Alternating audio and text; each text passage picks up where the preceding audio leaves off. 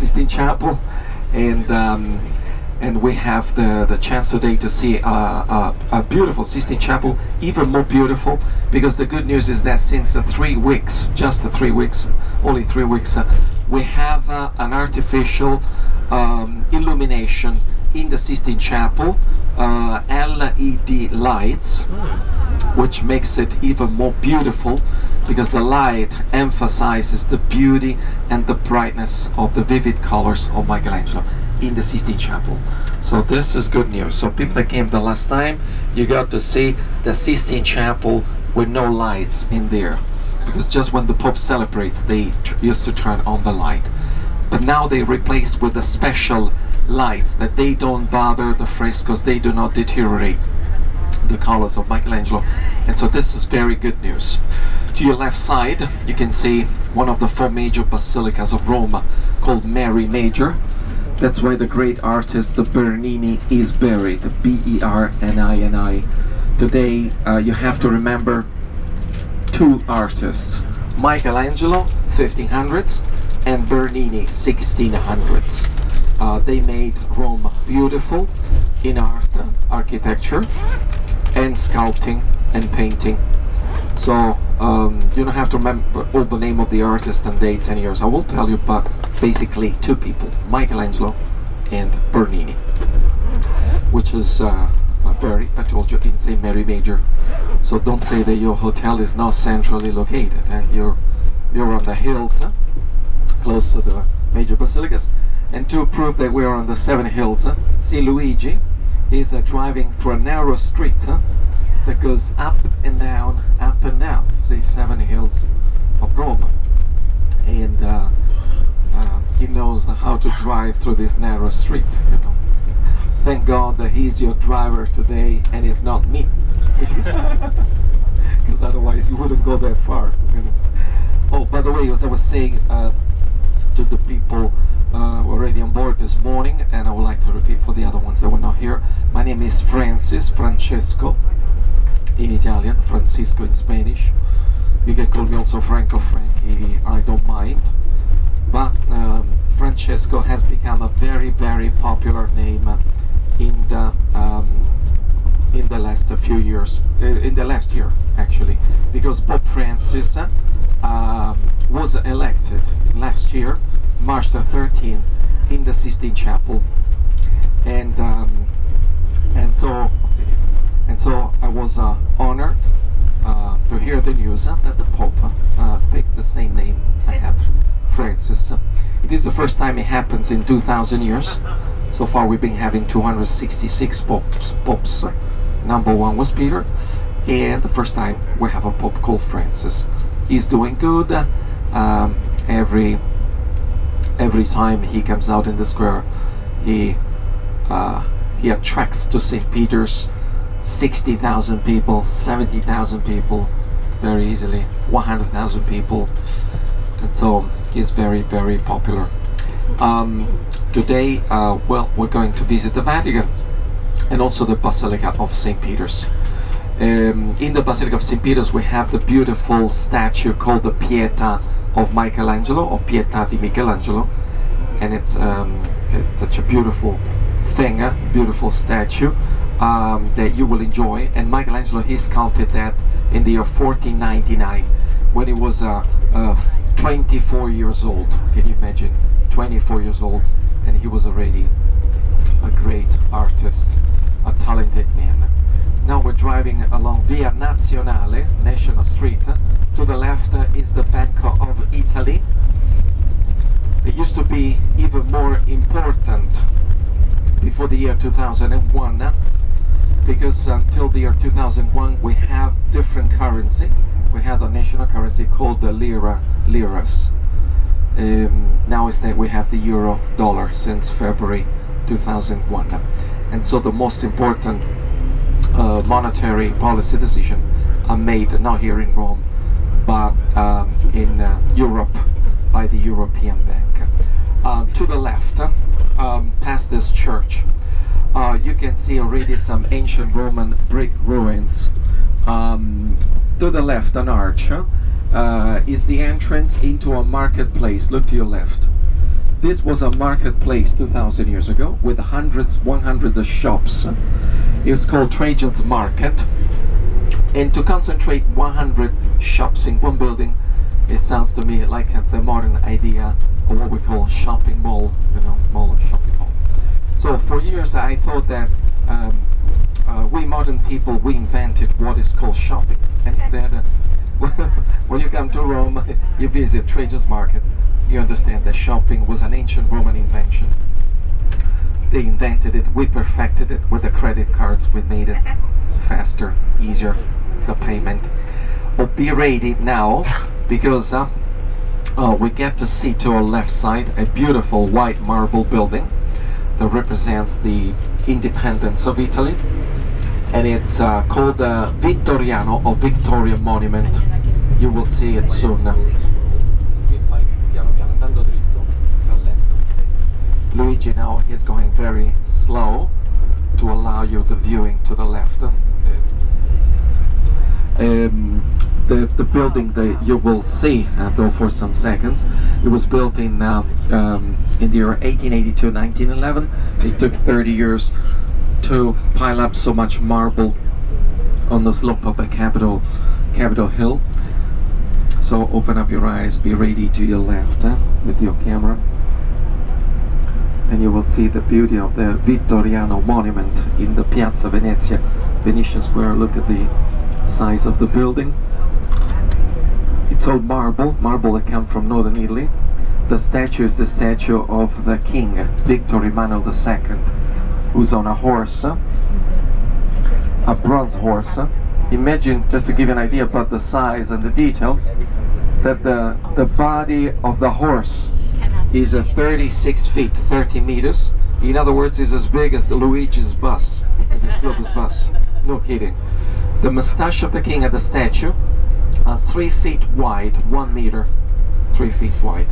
So everything is grand, everything was built big in Rome, by the kings in the 1800s, by the popes in 1,000 and more years, and by the Roman emperors 2,000 years ago. In the second half of the morning, we'll be visiting the Colosseum, which is the symbol of imperial Rome, ancient Rome. Everywhere you go in Rome, there are ancient ruins and columns. Look to the left side. See, there is one more archaeological area with the columns of the temples. See, it was a sensational discovery in 1929. The whole area was buried. This was like a square. Then they excavated and they found 4 temples dating back to 2,300 years ago. It was a sensational archaeological discovery. But the archaeologist Rudolfo Lanciani, who was very happy about what he found, he was not lucky to find information about what gods were worshipped in there by the pagans. So he had just to be pleased to refer to this temple with the letters of the alphabet A, B, C, and D. Temple A, B, C, and D.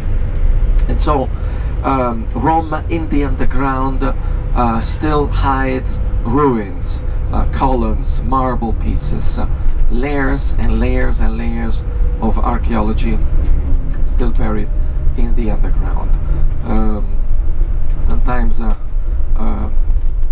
make it easier for the people to understand, I compare Rome to a big archaeological lasagna. You know, lasagna is the idea of many layers. So Rome is like a big lasagna in the underground, made of ruins, marble, and columns, and it's still there, not completely explored. We'll see part of the Roman Forum in the second half of the morning, so we'll show you the arches of the emperor and some of the ancient Roman ruins. So it's going to be a very interesting day. Of course, we are aware that Rome wasn't built in a day, but we want to see it in a day. So, so our mission today will be conquer Rome in one day. We can conquer Rome. It's possible. It's not a mission impossible. With Globus, yes, with Globus is possible. Also because our company is making reservation for all the place we visit, which means once we get there, after waiting a little bit, a few minutes, we're allowed to get in. So we don't have to waste 2 hours in front of the Vatican Museum and Sistine Chapel to get in.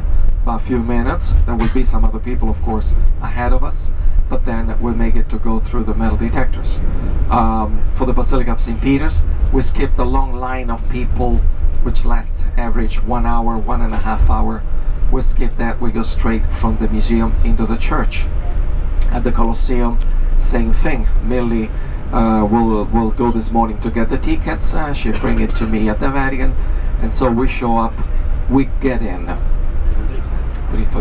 Just in such a way you can see in 6 hours this morning what people they would do by themselves individually in 2 days or longer. The afternoon tour instead is much easier than the morning tour. The morning tour, I told you, is more intense for walking, you know, information, listening. 6 hours tour. The afternoon tour instead, it's easier, it's a couple of hours. But still, you know, you see beautiful things and a lot, but it's done more in a friendly way, you know. Imagine like you have a friend in Rome, who's me, taking you symbolic with the hands by hand, showing you around the beauty of Rome, with the squares, with the fountains, with the monuments, the Prime Minister house, you know, an ancient Roman column, 2,000 years old, with the marble story of the army. This is all exciting, and this is gonna be in the afternoon. Of course, between the morning and the afternoon, you have a couple of hours rest, because that's the best way to do it. We are human nature, we are human beings, me and you. This is the Tiber River. To your right side, you can see the water of the Tiber River. The bridge is the Bridge of the Angels. That for centuries was the only bridge available to go from the side of Seven Hills to the Vatican. The castle is the Castle of the Angel, with the statue of an angel on top, and it was the fortress of the popes in case the city was attacked by a big army. Preview of St. Peter's to the left side. Thank you, Luigi, for coming here. Open up your eyes, take a look to the left. See how beautiful is St. Peter's Basilica, the largest basilica in the world. That's part of our morning tour. We get to see this this morning. Yes. Listen, in a few minutes, like 5 minutes, so we'll be dropped off by Luigi by the Vatican walls. We have just 5 minutes walk to the entrance of the museum. I told you in front of the museum there will be other people in line because the Vatican Museum is the most busy museum in Rome. But we are going to walk through metal detectors like at the airport, but much easier than the airport. So let me give you some instructions about the security, about the metal detector. First of all, good news for you, man, for us, man. We don't have to put our belts in there. So keep your belts on, okay? Keep your belts on.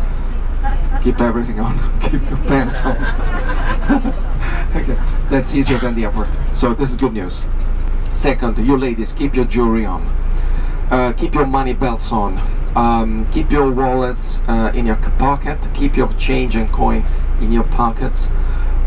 Keep your glasses on. Keep your radios on. Okay, you don't have to put the radio in the scanner, through the scanner.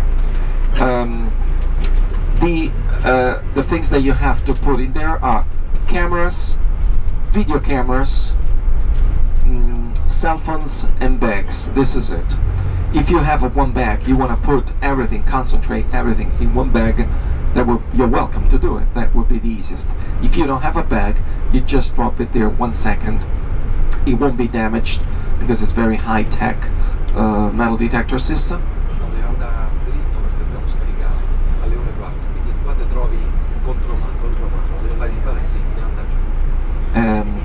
So metal detectors, you have to put the cameras and bags separately or in one bag if you want, and it takes 1 second to do it. For the rest, keep everything on you. You keep your watches on too. Keep your watches on, just in case instead you have a Rolex watch. That's different. Give it to me. But it's 19 years I've been doing this job. Nobody ever gave me his Rolex or her Rolex. Maybe one day, I don't know. But listen, it's going to take 1 second, 2 seconds to do the whole thing.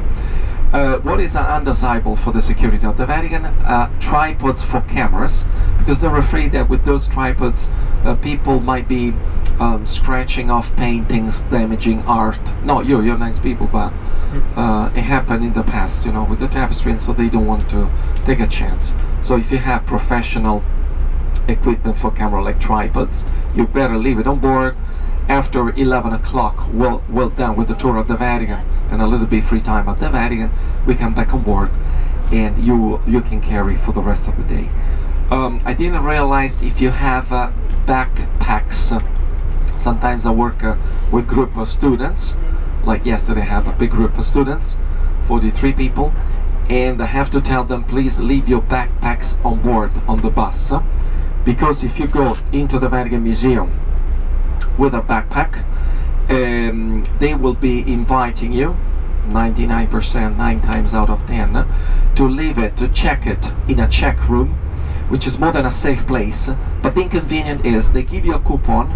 They give you a coupon with a code number, and with that coupon, with that code number, at the end of the tour of the Vatican in St. Peter's Square, you have to walk back 15 minutes to the entrance of the museum just to pick up what belongs to you, and 50 more minutes to come back to the square of St. Peter's, where I will give you free time in the area of the square. So 15 to go, 15 minutes to come back means if I announce half an hour free time to buy some souvenirs, to relax, to get an ice cream, get a sandwich, the whole free time will be gone just to pick up something that belongs to you. And so absolutely you don't have to carry your backpacks. Yes, pull out what you need, of course, pull out what you need, and then you find it back here on board. The bus is going to be safe and locked. Okay, so far so good. So we are close to the Vatican. Do you have any questions so far? About photography rules inside the museum. It is okay to take photos, photos, videos and pictures almost everywhere in the museum, in the galleries, except for the Sistine Chapel. The Sistine Chapel is totally restricted from taking photos or pictures, and I'll explain to you. There's one precise reason. In the years 1980 and 1994, for 14 years the Sistine Chapel was under restoration, so there was a permanent scaffold, you know, rotating, going all around to clean the dirt, soot, dust, and the worst was black smoke out of candlelight and torches that was accumulating in the Sistine Chapel in a span of 500 years. That's the age of the chapel. So the beautiful colors of Michelangelo were completely hidden under the dirt. So Professor Gianluigi Colalucci, he restored the whole Sistine Chapel. He cleaned, he washed, he removed the dirt and the black smoke from the chapel, and once he finished in 1994, he said to the Vatican Museum management, he said, you can tolerate pictures of the people, photography, but with no flash. Flash, in fact, technically, might be feeding invisible bacteria, called technically algae rosa, pink algae, that might be biting, eroding the pigments of colors of Michelangelo in the Sistine Chapel. And you know what happened the first day? Though people were told no flash photography, still in the dark Sistine Chapel they were sneaking photos with flash. And so the Vatican Museum management got a little bit irritated, upset. They said, you were told not to, and you didn't, most of you. And so from that time on, all the people that go into the Sistine Chapel, it says no picture, no photo, no video, because 3 or 4 custodians, they cannot check if you have your cameras with flash or without a flash, or what kind of camera you have, whatever. Okay, so don't take it personally, but this is the only restriction for cameras in the museum. In the tapestry gallery, you can take photos with no flash because they are made of silk. But don't worry, now just announcing this, I will be repeating soon, once at the museum, once at the place. We have to be ready now to leave the bus, because to the left, just around the corner, we're close to the Vatican, in the Vatican walls, you know, are there. So we'll come back on board after 11 o'clock, after we enjoy the museum with the Sistine Chapel, which is one section of the museum. We go into the church, Basilica of St. Peter's, where the Apostle of Jesus Peter is buried, and where is the famous statue of Michelangelo. We come out of the Basilica, we stop in St. Peter's Square, so I can point out the place where the Pope lives, the balcony where the Pope came out last year after his election. Interesting things. And then I will give you about half an hour free time to get a drink, have a coffee, have an ice cream, but also there will be a chance to find some souvenirs. We call it ricordi di Roma, which means something that might be reminding you of your visit, of your stay here in Rome. If you want, of course, you're not forced to buy anything, but it's nice to have the opportunity at the end of a tour, you know, to dispose of your free time. Yes, whatever you want to do. Listen, I have a flag with an antenna in my pocket. Let me show you, so you start getting familiar with this. The antenna is here. The flag is the white and the red one. Just like the colors of Globus, my company is white and red. I'm very loyal to my company. It says Roma, Italy. Rome, Italy. Just to remind you where we are now. Today we started the tour of Italy. We start in Rome, Roma. Okay. And so, my friend, stay close. The fact that we have this radius, of course, it's good because you can turn around, take your pictures, still listen to me. But this is not an invitation to stay too far behind, you know, in the group. Okay, so